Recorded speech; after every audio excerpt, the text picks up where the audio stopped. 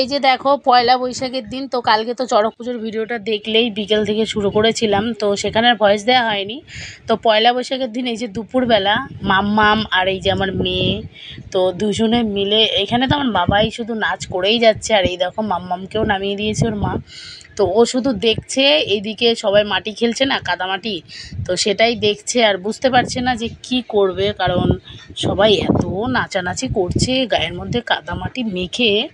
তো ও কিছুই বুঝতে পারছে না, ওর জন্য ও শুধু সবাইকে দেখছে, আর এদিকে মাম্মাম তো শুধু নেচেই যাচ্ছে, যেহেতু ওদিকে গান বাজছে।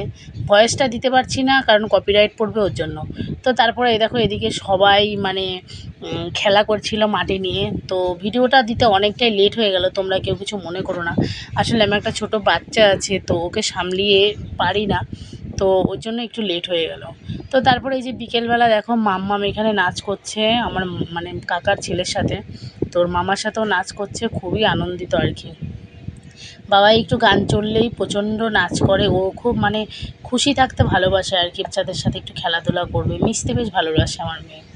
তো তারপরে এই যে বিকেলবেলা দেখো পয়লা বৈশাখের দিন, আর এই দেখো এটা আমার ঠাকুমা। তো তারপরে এই দেখো এখানে রাত হয়ে গেছে, রাতেরবেলা মেলায় ঘুরছিলাম, তারপরে নাগরদোলায় উঠেছি।